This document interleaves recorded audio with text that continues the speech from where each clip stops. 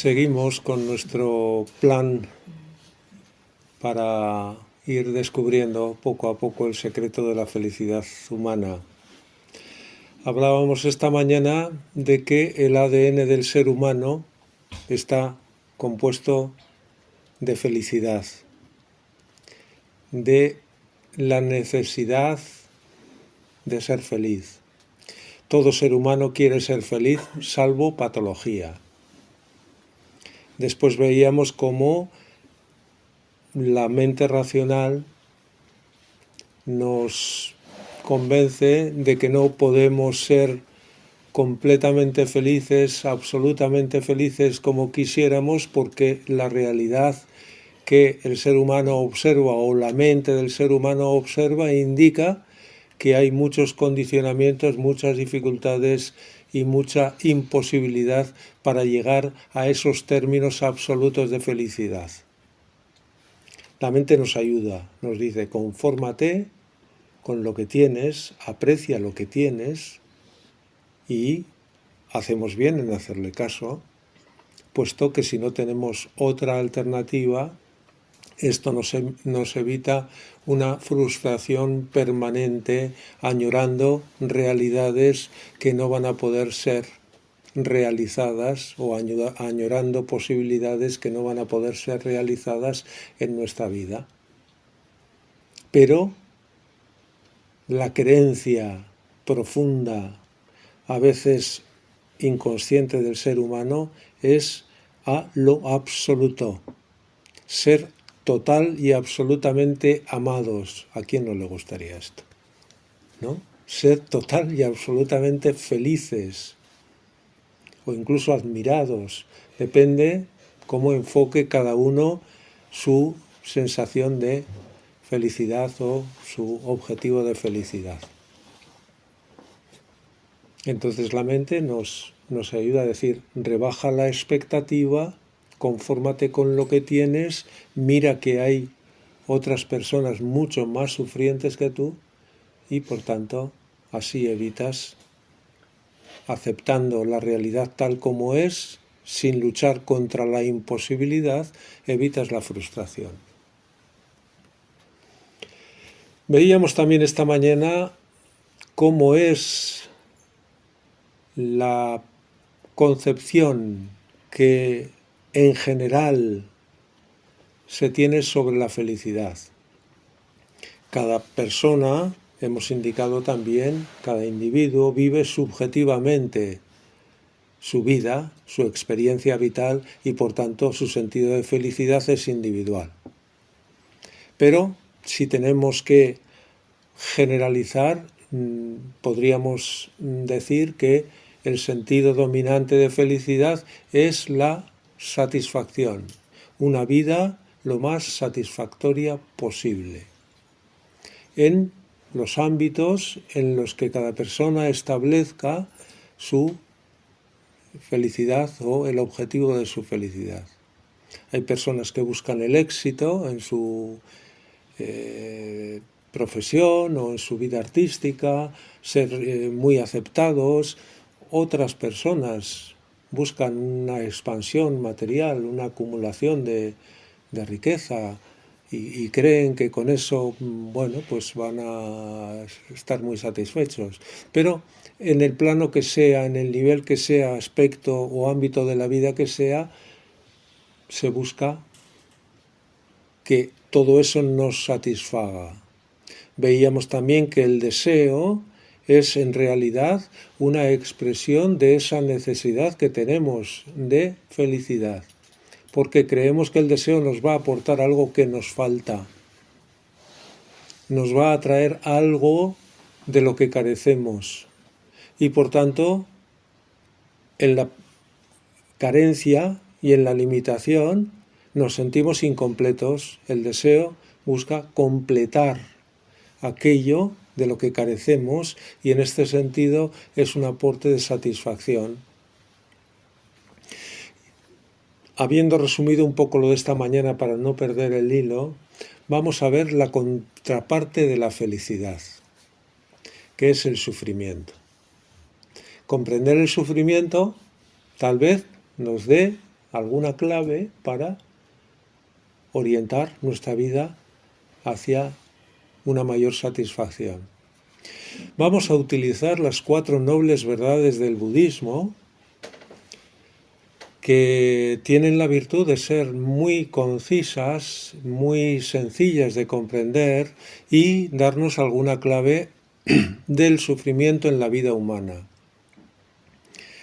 Yo no soy budista, ni soy un erudito, ni en el budismo, ni en nada.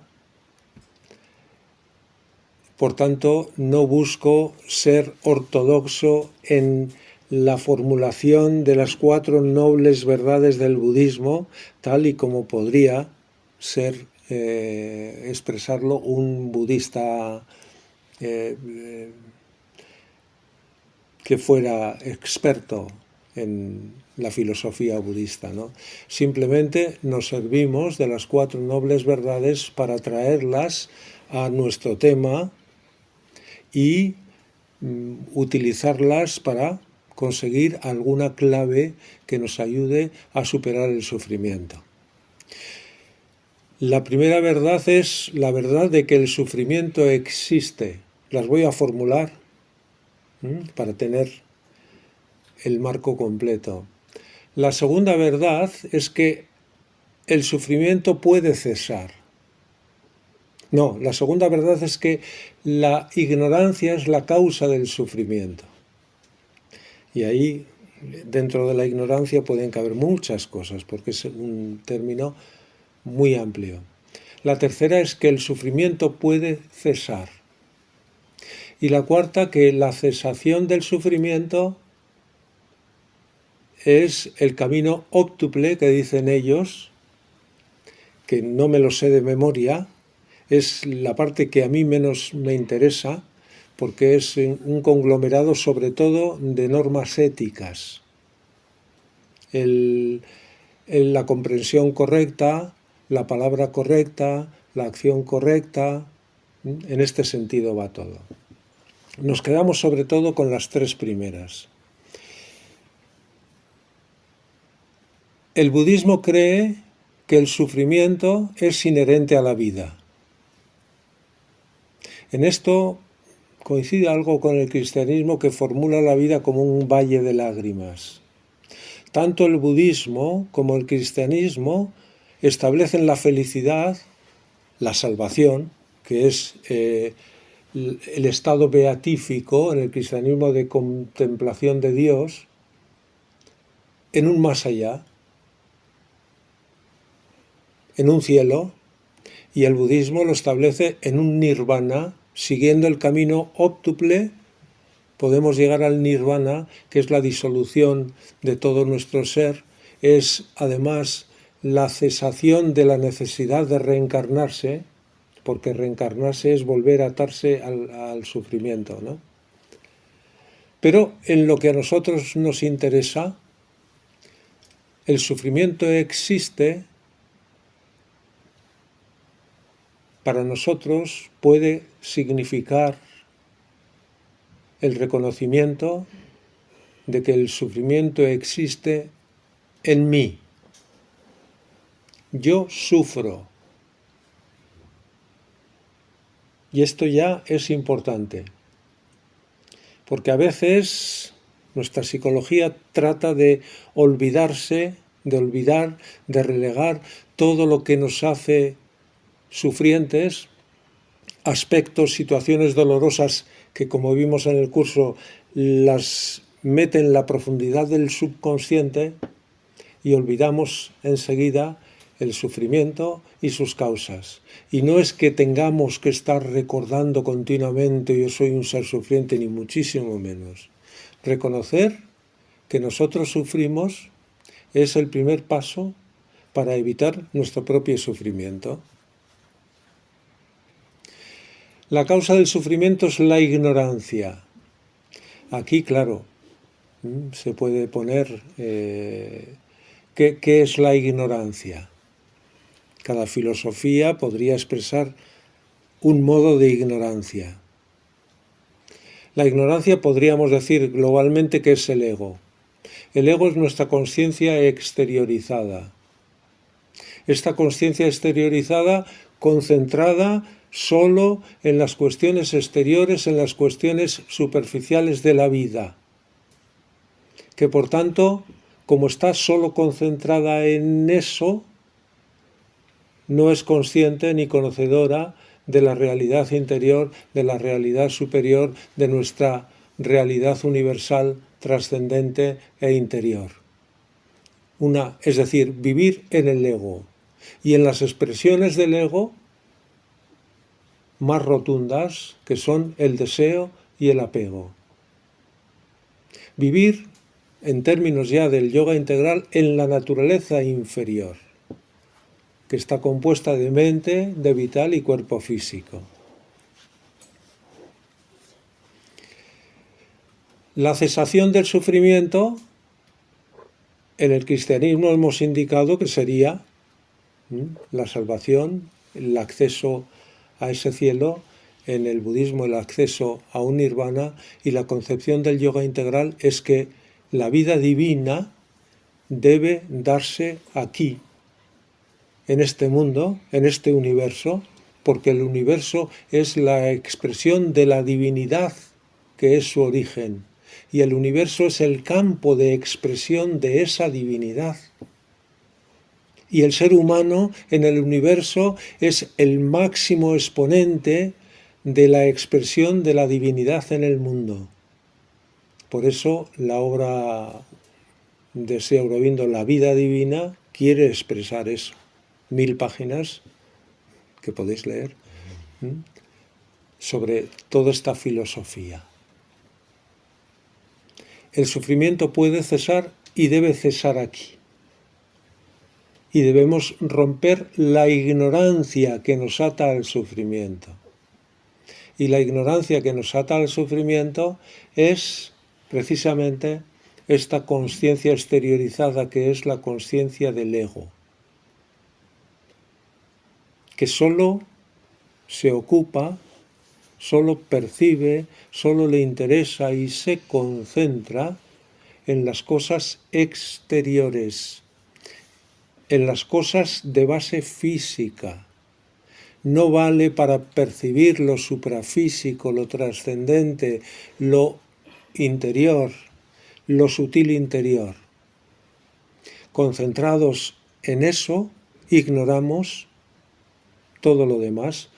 El Sri Aurobindo tiene un capítulo en La vida divina de la séptuple ignorancia al séptuple conocimiento. Define 7 clases de ignorancia que ahora ni yo de memoria sabría citar todas, ¿no? Hemos citado una continuamente porque es la que nos atañe a nosotros cuando hacemos el ejercicio de interiorización. El Sri Aurobindo la califica o la expresa como ignorancia psicológica, que consiste en creer que lo que conocemos de nosotros mismos es todo lo que somos, cuando somos mucho más que lo que creemos ser, que lo que conocemos de nosotros mismos. ¿Qué tiene que ver la conciencia exteriorizada con esto? Pues que conocemos de nosotros mismos todo lo exterior, cómo es nuestro cuerpo físico, cómo son nuestros impulsos, nuestros deseos, rasgos de nuestro carácter, personalidad, principios éticos, políticos, y decimos yo soy esto. Creer que somos solo eso es ignorancia, porque hay en nuestro interior un caudal mayor, un ámbito mucho más poderoso. Esto, claro, no sé si os lo creéis o no, pero esto es real, si os lo puedo afirmar, esto es real, ¿no? Otra ignorancia es relativa a nuestra desconexión con el universo, relativa a otra a nuestra ignorancia de lo trascendente. Esto es sufrimiento.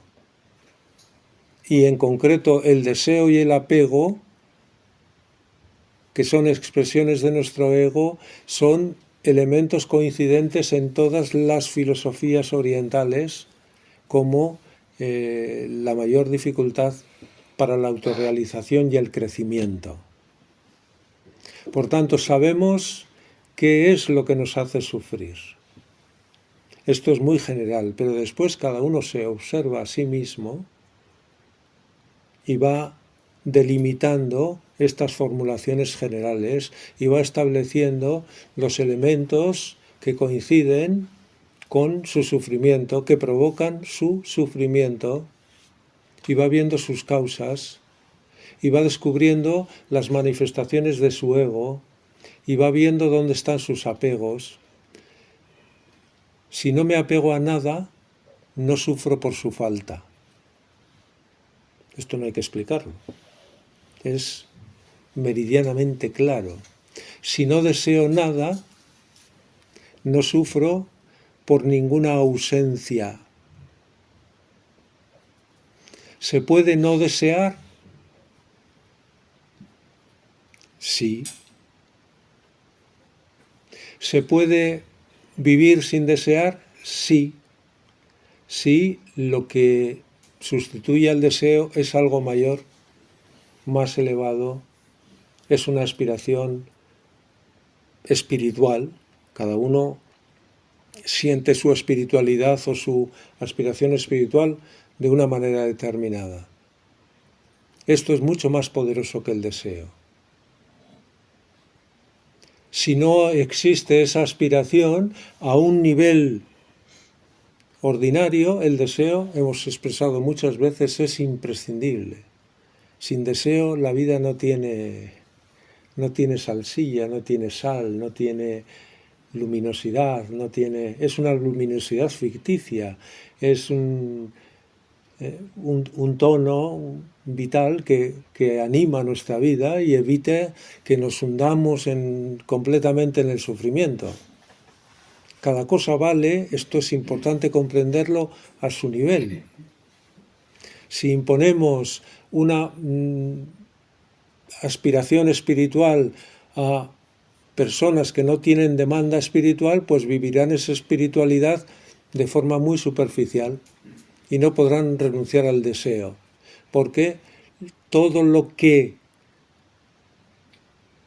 consideramos dificultad para nuestro crecimiento no es que tenga que ser eliminado, debe ser transformado y llevado al plano espiritual. Pero, evidentemente, estas cosas nos hacen sufrir constantemente. Vivir en esta conciencia exteriorizada es vivir en una cosa de la que hemos hablado repetidamente, en la dualidad. En la dualidad, en los opuestos, hay sufrimiento. Alguien dice que la dualidad es nuestra forma de vivir coherente o los opuestos complementarios. En algún sentido son complementarios porque el placer y el dolor se necesitan para ser percibidos de forma diferenciada. Es decir, si todo fuera placer en nuestra vida, lo que es placer llegaría a ser neutro. Ya no nos estimularía, imaginaros, un continuo placer de las cosas exteriores, ¿no? Os recuerdo la anécdota que os he contado muchas veces, que en un pueblecito de Coruña marinero, los niños, esto me lo contó una persona que paseaba por la calle y yo con la ventana abierta, se quejaban, otra vez percebes para merendar, ¿no? Al que gusta el maricos sabe que el percebe es, una golosina. Se quejaban, ¿por qué? Porque era percebeiro, por lo visto, y continuamente los que no podía vender pues les pondría a los niños. Se quejaban de una delicia. ¿Por qué? Porque era continuo. Y lo que es delicioso, si es continuo, pierde su poder de atracción y se vuelve neutro o incluso negativo. Cuando hay momentos de dolor, el placer toma relevancia.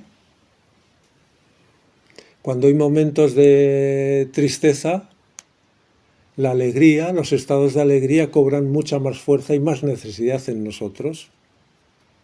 Y nuestro ego se mueve constantemente en esta alternancia. Incluso podríamos decir que casi la puede llegar a buscar inconscientemente a veces. A veces incluso nos apegamos al sufrimiento. Pero el aspecto negativo da sentido al positivo y lo revaloriza, y nuestra experiencia se mueve en este continuo alternar de opuestos. El crecimiento espiritual desvanece los opuestos. El ser realizado no vive en el dolor y en el placer, en una alternancia, o en la tristeza y la alegría, o en el sufrimiento y el gozo. Cuando se produce la unidad del ser, lo primero que se logra es la igualdad interior, donde desaparece la alternancia. Los valores positivos de la vida cotidiana, como la alegría, se transforman en valores esenciales. Es decir, la alegría en la vida cotidiana es consecuencia de algo que nos ha sucedido, como el sentido de la felicidad que hablábamos esta mañana. Yo estoy muy contento y muy alegre porque me ha tocado la lotería. Yo cuando veo el día del sorteo de Navidad, a los que le ha tocado la lotería están súper contentos, pero están completamente desestructurados, alterados, en un estado de conciencia de semilocura. Están muy contentos, pero desde luego muy mal, muy mal. Por eso la alteración puede venir, los aspectos positivos de la vida pueden ser muy desestructurantes a veces, porque rompen la armonía y la serenidad del ser. Entonces, cuando uno se va realizando, esta dualidad desaparece, porque desaparece la dualidad de la persona. Ya no hay ser interior y ser exterior. Ya no hay objetivos de nuestro ser exterior contrarios a los objetivos de nuestro ser interior espiritual. Ya no hay un ego que nos lleva por un lado y un ser interior que nos induce hacia otro. Al unificarse, la dualidad desaparece porque prevalece la unión del ser. Y esto nos lleva al primer paso o al primer estado hacia la felicidad. No podemos pasar directamente de un estado de sufrimiento a un estado de felicidad. Este paso igual en algún ser extraordinario, en algún avatar, en algún ser divinizado puede producirse un cambio tan profundo. Hay un camino intermedio donde desaparece toda alteración y por tanto la igualdad interior ya es un cese del sufrimiento. Y no se da, esto ya es mi opinión personal, por el camino óptuple, que es un tratado de normas éticas. Se da porque conectamos con la esencia de nuestro ser, que es igual. La igualdad interior es la expresión en el individuo de la igualdad del eterno.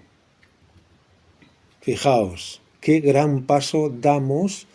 Hemos explicado la igualdad interior en retiros, en cursos. Es un tema importantísimo. En tanto en cuanto entramos dentro, si percibimos paz, es una paz que ha descendido a nosotros.